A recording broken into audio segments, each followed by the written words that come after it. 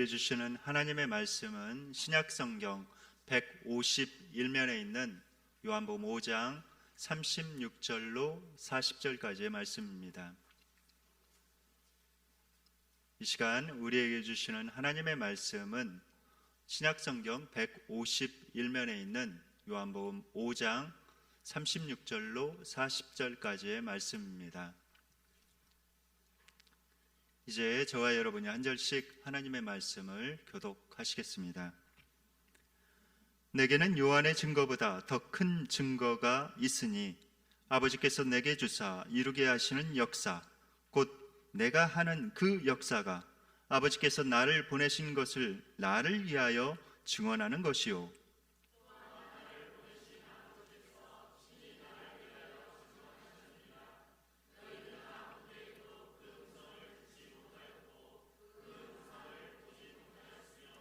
그 말씀이 너희 속에 거하지 아니하니 이는 그가 보내신 이를 믿지 아니함이라.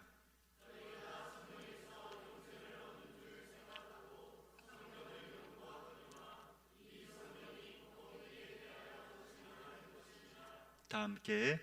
그러나 너희가 영생을 얻기 위하여 내게 오기를 원하지 아니하는도다. 아멘.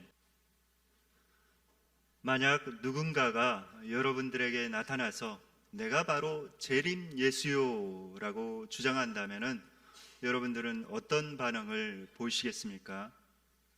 아마도 여러분들은 이런 반응을 보일 것입니다. 저 사람이 미쳤구나 라고 생각하면서 이상하게 볼 것입니다. 그런데 여러분들 2000년 전에 한번 생각해 보십시오. 팔레스타인 지역 유대 땅에 이제 예수님께서 나타나신 것입니다. 그런데 예수님의 모습은 어떻습니까? 30대 초반의 청년이죠. 그 다음에 흠모할 만한 것이 없는 그런 외모를 지닌 사람이었습니다. 평범한 외모를 지니고 있고, 그리고 어떻습니까? 그의 가문은 어떻습니까? 가문은 별로 알지 못하는 그런 가문에서, 또 그의 학식은 어떻습니까? 어떤 학위를 딴 것이 아닙니다. 그리고 그가 어디 출신입니까? 갈릴리 나사렛, 아무도 알아주지 않는 그 촌에서 온 그런 사람인 것입니다. 팔레스타인 청년을 한번 생각해 보시기 바랍니다. 팔레스타인 청년, 이란 또 중동 지역의 그 청년들을 한번 생각해 보시기 바랍니다. 그 청년이 나타나서 내가 바로 하나님의 아들이요, 내가 바로 메시아다라고 여러분들에게 이렇게 이야기를 한다면, 여러분들이 만약에 그 현장 가운데 있다면 여러분들은 그 사람을 믿으시겠습니까? 아마도 상당히 믿기 힘들어 할 것입니다. 왜냐하면 여러분들하고 비슷하게 생겼고 평범하고 청년이고 별 볼 것이 없기 때문에 여러분들이 믿기 상당히 힘들어 할 것입니다. 그런데 우리가 그분을 예수님이라고, 그분을 나의 구세주라고, 하나님이라고 고백하고 있습니다. 여러분들은 어떻게 해서 그 예수님을 하나님이라고, 나의 구세주라고 고백하고 있습니까? 우리는 어떻게 그 2000년 전에 팔레스타인 지역에 나타나서 내가 바로 하나님의 아들이고 내가 바로 메시아라고 한 그 예수님을 나의 주님으로 고백할 수 있을까요? 오늘 본문에 보면은, 오늘 본문 요한복음 5장 30절에서 40절까지 보면은 증언이라는 그런 단어가 11번이 이렇게 나옵니다. 여기에서 예수님께서 정말 하나님의 아들이시오 구원자이심을 알려주는 그런 증거가 있고 증언이 있다고 이렇게 말씀하고 있습니다. 스스로가 그렇게 내가 바로 하나님의 아들이요, 내가 바로 메시아다라고 이렇게 주장하는 것은 상당히 신빙성이 떨어지지요. 왜냐하면 많은 그런 잘못된 그런 사람들이 나와서, 거짓 선지자들과 사이비 교주들이 나와서 내가 바로 하나님이고 내가 바로 메시아다라고 주장하고 있기 때문에 그렇습니다. 그렇다면 우리가 예수님이 정말 하나님이시고 예수님이 정말 그리스도이시라는 사실을 어떻게 알 수 있을까요? 오늘 본문에 보면은 이렇게 알 수 있다고 말씀하고 있습니다. 첫 번째는 세례 요한의 증언입니다. 오늘 본문 말씀 요한복음 5장 33절 말씀 다 함께 읽으시겠습니다.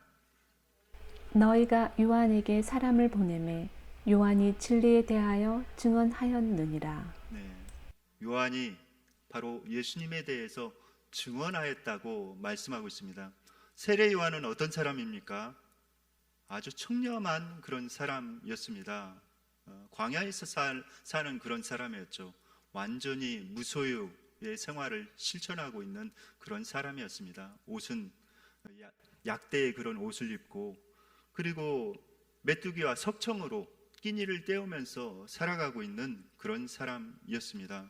완전히 하나님 앞에 사로잡혀서 살아가는 그런 사람이었죠. 그에게 있어서 어떤 부정이라든지 거짓말은 일체 찾아볼 수가 없었습니다. 그런데 그 분이 바로 예수님께서 하나님의 아들이시오 메시아라고 증언하고 있는 것입니다. 정말 그 증언은 신뢰할 만한 그런 증언입니다. 그런데 우리가 그 사람의 말로만 그것을 아는 것은 상당히 불완전한 그런 믿음입니다. 왜냐하면 위증을 하는 그런 사람들이 있기 때문에 그렇습니다. 더욱더 중요한 것은 무엇인가? 내가 더 확실한 증거를 받는 것입니다. 여러분들, 사람이 증언하는 그런 증언은 마치 등불과 같다고 이렇게 말씀하고 있습니다. 어두운 때 등불은 어떻습니까? 이렇게 밝게 비추지요. 그런데 그 등불이 이제 해가 뜨면은 어떻습니까? 별로 영향을 발휘하지 못합니다. 우리가 그 태양을 경험해야 된다고 성경에서는 말씀하고 있습니다. 하나님을 직접적으로 체험하고 만나야 합니다. 기독교 신앙은 어떤 신앙인가? 그것은 체험적인 신앙입니다. 다른 사람의 말을 통해서 내가 처음 교회에 나와서 예수님 믿기 시작하지만은 내가 정말 깊은 믿음, 흔들리지 않는 믿음을 가지려면은 체험적인 신앙을 가져야 합니다. 하나님을 직접 만나야 하는 것이죠. 어떻게 하나님을 직접 만날 수 있습니까?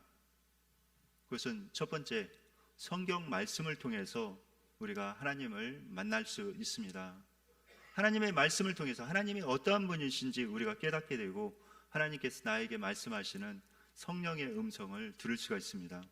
두 번째는 무엇이 중요할까요? 우리가 하나님을 체험하기 위해서는 두 번째는 기도입니다. 기도를 통해서 하나님께서 정말 살아계시고 내 기도에 응답하시고 나에게 말씀하시는구나, 또 기도하는 가운데 하나님께서 나에게 은혜를 주시는구나 라는 것을 체험할 수 있는 것입니다. 우리가 그렇게 하나님을 인격적으로 체험하고 만나야 흔들리지 않는 그런 믿음을 가질 수가 있습니다. 오늘 본문에서 두 번째, 예수님께서 하나님의 아들이심을 또 메시아이심을 증거하는 그런 증거는 바로 예수님의 역사라고 말씀하고 있습니다. 오늘 본문 말씀 요한복음 5장 35절 말씀 다 함께 읽으시겠습니다. 내게는 요한의 증거보다 더 큰 증거가 있으니 아버지께서 내게 주사 이루게 하시는 역사, 곧 내가 하는 그 역사가 아버지께서 나를 보내신 것을 나를 위하여 증언하는 것이요. 네, 예수님을 위하여 증언하는 것이 무엇이라고요? 예수님께서 하시는 역사, 예수님께서 하신 일을 보면은 그분이 어떤 분인지 알 수 있다고 우리에게 말씀하고 있습니다. 예수님께서 어떤 일을 하셨습니까? 이 땅에 오셔서 많은 일들을 하셨습니다. 그 중에 많은 병자를 고치셨고 결정적으로 나인성 과부의 아들을 살리셨습니다. 이제 장사 치르러 상여를 메고 이렇게 가는데 예수님께서 그 죽은 나인성 과부의 아들을 살리신 것이죠. 또 어떻습니까? 나인성 과부의 아들은 이제 장사 지내기 전에 이렇게 살렸는데 장사 지낸 후에 썩은 내가 풀풀 나는 그런 사람을 살리신 적도 있습니다. 누구를 살리셨습니까? 바로 나사로를 살리신 것이죠. 무덤에 묻혀서 썩은 내가 진동한다고 사람들이 말하였습니다. 그런데 예수님께서 나사로야 나오라 라는 그 말 한마디로 그를 살리셨던 것이죠. 그래서 그것을 통해서 예수님께서 정말 하나님의 아들이시고 메시아이심을 사람들에게 분명히 알려주셨습니다. 그리고 나서 예수님께서 마태복음 16장 4절 말씀에 이렇게 말씀하셨죠. 요나의 표적밖에는 보여줄 것이 없다라고 말씀하셨습니다. 마지막 확실한 그 표적은 무엇인가? 요나의 표적이다라고 말씀하고 있는 것이죠. 요나의 표적은 무엇입니까? 요나가 3일 밤낮 물고기 뱃속에 있다가 나온 것처럼 예수님께서 죽으셔서 무덤에 있다가 3일 만에 부활하신 그 사건을 말씀하고 있습니다. 그것을 통해서 예수님께서 바로 확실한 하나님의 아들이시오 또 우리의 구원자이심을 알려준다고 말씀하고 있는 것입니다. 두 번째 증거는 바로 예수님의 역사입니다. 그리고 세 번째 증거에 대해서 오늘 본문에 또 말씀하고 있습니다. 세 번째, 하나님 아버지께서 직접 예수님께서 하나님의 아들이심을 증언하셨다고 말씀하고 있습니다. 오늘 본문 말씀 요한복음 5장 37절 상반절 말씀 다 함께 읽으시겠습니다. 또한 나를 보내신 아버지께서 친히 나를 위하여 증언하셨느니라. 네, 하나님 아버지께서 친히 예수님께서 하나님의 아들이심을 증언했다고 말씀하고 있습니다. 여러분들 성경에 어떤 부분에 하나님께서 직접 하나님 아버지께서 나타나셔서 바로 예수님이 나의 아들이다라고 증언하셨습니까? 첫 번째는 예수님께서 세례 받으실 때 그렇죠. 마태복음 3장 16, 17절에 보면은 그런 장면이 이렇게 나와 있습니다. 예수님께서 이제 세례 요한에게 세례를 받으시고 물 위로 이렇게 올라오셨습니다. 그러자 성령님께서 비둘기처럼 하늘에서 이렇게 내려오셨고 또 하늘에서 하나님 아버지의 음성이 들려옵니다. 이는 내 사랑하는 아들이니 너희는 그를 따르라 라고 이렇게 말씀합니다. 이는 내 사랑하는 아들이요 내 기뻐하는 자라 라고 하나님 아버지께서 말씀하시지요. 그 다음에 또 하나님께서 또 나타나신 장면이 있는데 어떤 장면에서 이렇게 나타나셨을까요? 바로 예수님께서 변화산에 그 베드로와 야고보와 요한을 데리고 가서 있을 때 하나님 아버지께서 말씀하셨습니다. 이제 변화산에 올라가서 이제 모세와 엘리야와 더불어서 예수님께서 말씀하셨습니다. 호련히 그런데 이 구름이 덮였다고 이렇게 말씀하고 있죠. 그런 다음에 하나님의 음성이 이렇게 들려왔습니다. 세례 받을 때와 똑같은 그런 음성이 들려오죠. 이는 내 사랑하는 아들이요 내 기뻐하는 자라 라고 말씀하시면서 한마디 더 첨언하십니다. 너희는 그를 따르라 라고 이렇게 하나님 아버지께서 직접 증언해 주셨습니다. 마지막 하나님께서 한 번 더 나타나셔서 예수님에 대해서 이렇게 말씀해 주시는데 예수님께 말씀하셨는데 어느 장면에서 또 나타나셨을까요? 성경에 보면은 예수님께서 겟세마네 동산에서 간절히 기도하실 때 하나님께서 또 나타나십니다. 하나님의 음성이 들려오죠. 하나님, 내가 하나님께 영광 올려드리게 해주십시오라고 기도하였을 때 하나님 아버지께서 하늘에서 음성으로 말씀하십니다. 내가 이미 영광을 받았고 또 영광을 받으리라라고 예수님께 말씀하셨던 것이죠. 그래서 천지를 창조하신 하나님 아버지께서 예수님이 바로 나의 아들이시오 메시아이심을 분명하게 증언해 주셨습니다. 이것이 바로 세 번째 증거입니다. 네 번째 증거는 무엇일까요? 예수님께서 하나님의 아들이심을 그리고 메시아이심을 알 수 있는 네 번째 증거는 어디에 있을까요? 오늘 본문에 보면은 이렇게 말씀하고 있습니다. 요한복음 5장 39절 말씀 다 함께 읽으시겠습니다. 너희가 성경에서 영생을 얻는 줄 생각하고 성경을 연구하거니와 이 성경이 곧 내게 대하여 증언하는 것이니라. 네, 성경에 대해서 말씀하고 있습니다. 이 성경이 내게 대하여 증거하는 것이니라, 증언하는 것이니라 라고 말씀하고 있습니다. 성경의 주제는 무엇입니까? 바로 예수 그리스도입니다. 창세기부터 요한계시록까지 바로 예수님께서 오셔서 우리를 죄에서부터 또 심판으로부터 구원하셔서 또 지옥에서 천국으로 인도해 주시겠다는 그런 말씀이 성경 말씀입니다. 성경을 통해서 예수님이 어떠한 분인지 우리가 알 수가 있습니다. 여러분들, 이 성경을 통해서 하나님께서는 우리에게 말씀하십니다. 한 목사님이 인도네시아에 가서 이제 말씀을 증거하였습니다. 그런데 그 말씀 이제 증거가 끝나고 한 대학교 교수가 그 목사님에게 질문을 하였습니다.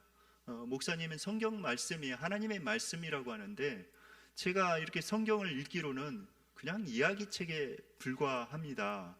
그런데 목사님께서는 왜 성경 말씀을 하나님의 말씀이라고 이렇게 말씀하십니까? 라고 그 목사님께 물었습니다.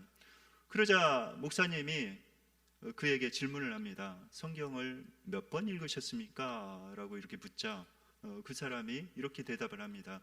제가 10번을 읽었습니다. 라고 대답을 합니다. 그러자 목사님께서 그를 보시면서 이제 성경을 읽을 때에 그냥 소설책 읽듯이 읽지 마시고 이렇게 읽어보십시오 라고 제안을 합니다. 성경을 갖다가 머리 위에 이렇게 딱 올리고 이 말씀이 하나님의 말씀임을 믿습니다. 하나님, 이 성경 말씀을 통해서 나에게 말씀해 주십시오 라고 간절히 기도하고 읽어보라고 그에게 제안을 합니다. 그래서 이제 그 교수가 집에 가서 그렇게 기도하고 성경을 읽게 되었습니다. 그리고 나서 다음 날 정말 흥분된 얼굴로 목사님 앞에 나왔습니다. 목사님, 제가 목사님이 시킨 대로 그대로 제가 하나님 앞에 그렇게 기도하고 성경을 읽었더니 이 성경 말씀이 너무나도 꿀처럼 달았습니다. 그냥 이야기책이 아니라 성경 말씀을 통해서 하나님께서 나에게 막 말씀하셨습니다. 그래서 제가 시간 가는 줄도 모르고 밤을 새워서 성경을 읽다가 이렇게 왔습니다 라고 그가 대답을 하였습니다. 그가 그렇게 목사님 앞에 간증을 한 것이죠. 칼 바르트라는 신학자가 이렇게 이야기를 했습니다. 하나님의 말씀은 성경 안에서 여러분들을 기다리고 있습니다 라고 그가 이야기했습니다. 성경 안에서 하나님의 말씀이 여러분들을 기다리고 있습니다. 여러분, 하나님께서 우리에게 다양한 통로를 통해서 말씀을 하십니다. 사람을 통해서 말씀을 하시기도 하시고 어떤 환경을 통해서 말씀을 하시기도 하십니다. 그러나 대부분의 경우는 성경 안에서 우리에게 말씀을 하십니다. 하나님의 말씀은 성경 안에서 여러분들을 기다리고 있습니다. 그러므로 우리가 성경 말씀을 가까이 해야 합니다. 성경 말씀을 늘 읽고 성경 말씀을 묵상하고 그 말씀 안에서 나에게 말씀하시는 성령님의 음성, 하나님의 음성을 들어야 합니다. 그래야 우리의 믿음이 강건해지는 것이죠.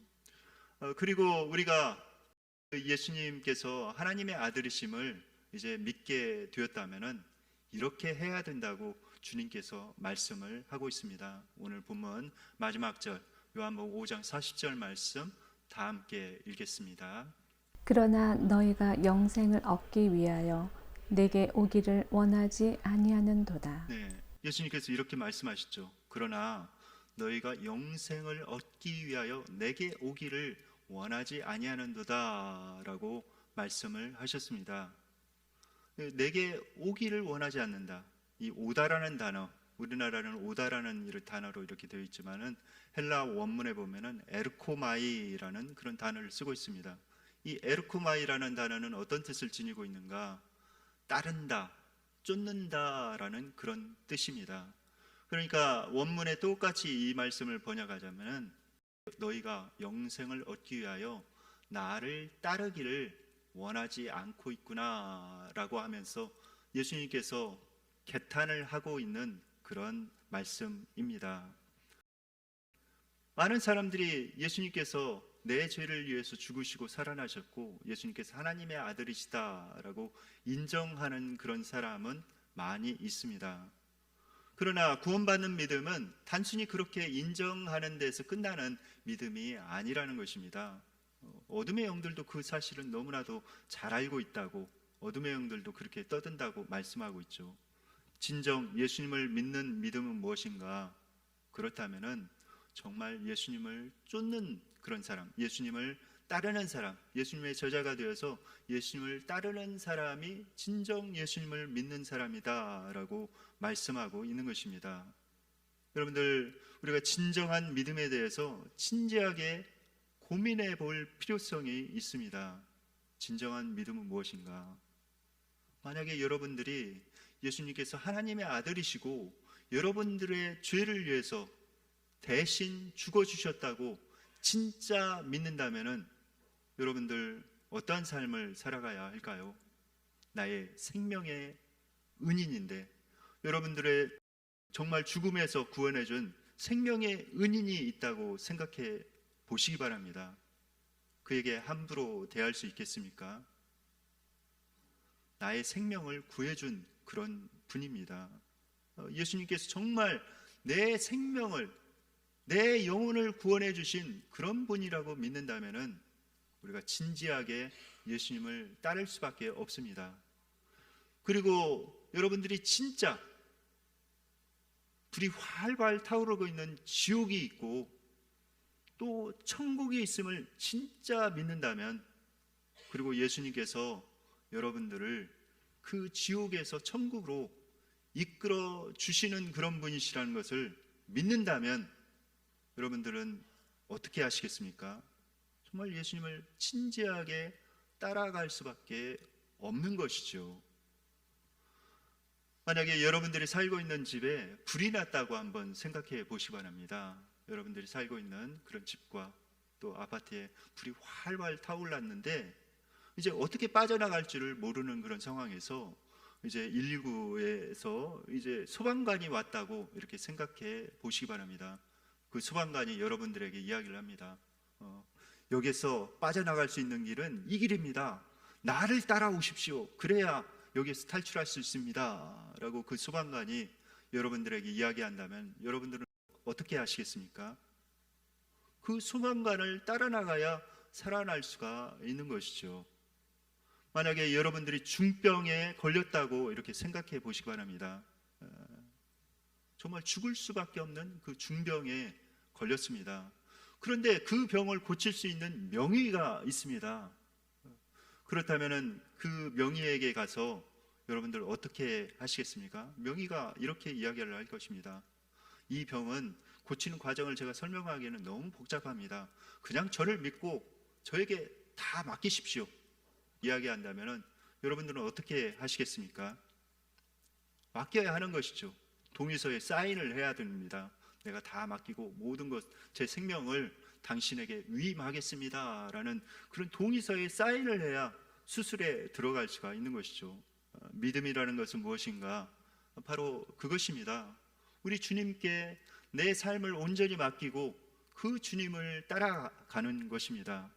우리가 예수님을 믿는다고 하면서, 관념적으로 예수님을 믿는다고 하면서 여전히 나의 뜻을 주장하고 나의 고집을 주장하고 하나님의 뜻에 내 뜻과 내 고집을 꺾지 않는다면 그것은 예수님을 믿는 것이 아닙니다. 그것은 예수님을 결코 믿는 것이 아니죠.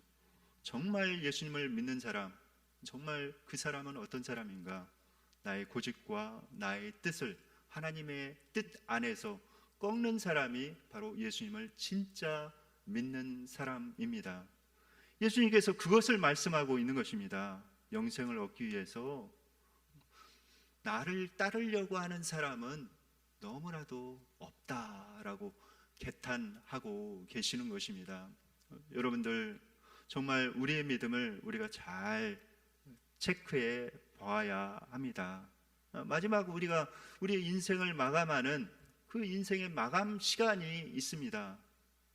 이제 모든 것을 다 내려놓고 이제 떠나가야 하는 그런 시간이 있는 것이죠. 하나님 앞에 서야 될, 그 심판대 앞에 서야 될 그 시간이 있는 것입니다. 그 시간을 잘 우리가 준비하면서 나아가야 합니다. 여러분들, 이 어령씨를 잘 아실 것입니다. 이 어령씨 사진 한번 띄워주세요. 네, 이분이 바로 이 어령인데 초대 문화부 장관을 지낸 분이기도 합니다. 대한민국의 지성, 최고의 지성이다라고 칭함을 받기도 하였습니다. 그는 세상적인 지식이 아주 많은 그런 사람이었습니다. 그리고 철저한 무신론자였습니다. 하나님을 믿지 않는 그런 무신론자였죠. 그런데 그가 마지막 이제 죽음을 앞두고 인터뷰하면서 이런 이야기를 합니다. 죽음은 이라고 하면서 본향으로 돌아가는 것입니다 라고 그가 고백을 합니다. 죽음은 본향으로 돌아가는 것입니다. 그러면서 그가 하는 이야기가 지성의 마지막 종착점은 영성입니다 라고 이야기를 합니다. 그가 하나님을 믿게 된 것이지요. 어떻게 해서 그가 하나님을 믿게 되었을까요? 그가 하나님을 믿게 된 배경 가운데는 그의 딸의 역할이 있었습니다. 그의 딸이 이미나 목사입니다.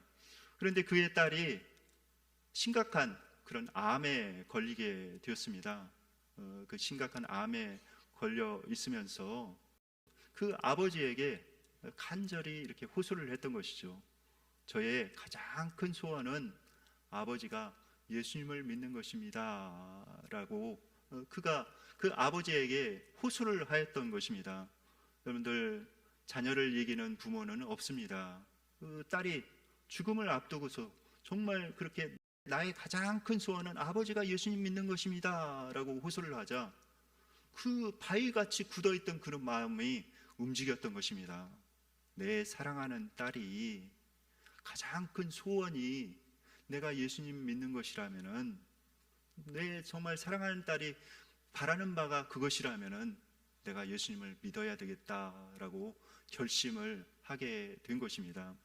이제 그의 딸의 삶을 그가 관찰을 하게 됐습니다. 이제 병원에서 진단을 내렸죠.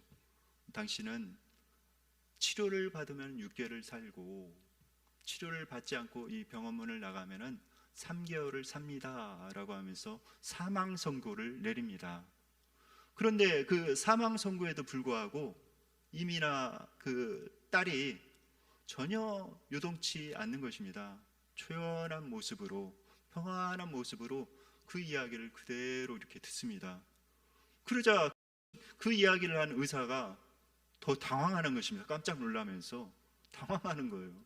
너무 죽음에 대해서 이렇게 초연하게 받아들이니까 너무 당황하는 것입니다. 그러면서 이여령 씨가 이렇게 고백을 해요. 내 딸 이민아 목사는 죽음에 대해서 전혀 두려워하지 않았습니다.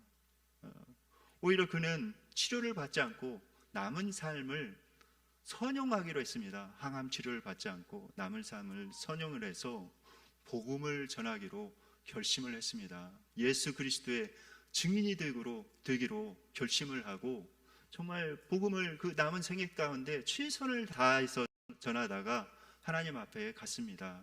어느 날인가는 이제 발렌타인데이였는데 딸에게 제가 꽃다발을 보냈습니다. 그런데 그 꽃다발을 받고 나서 그 딸이 소녀처럼 너무 기뻐하는 것입니다. 호텔에 있었는데 소녀처럼 기뻐하면서 전화를 해서 아버지, 밖의 경치가 너무나도 아름다워요 라고 하면서 기뻐하는 모습으로, 기뻐하는 목소리로 전화를 했다고 합니다.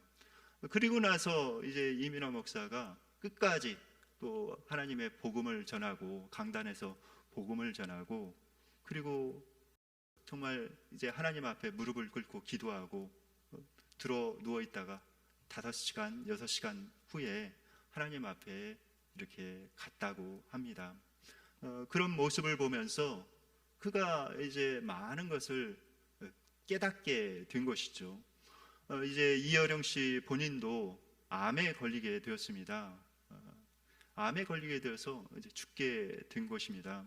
그런데 이제 병원에서는 치료를 받으라고 했는데 이제 이분이 치료를 거절했죠. 나도 내 딸처럼 담담하게 죽음에 대해서 이렇게 받아들이겠습니다.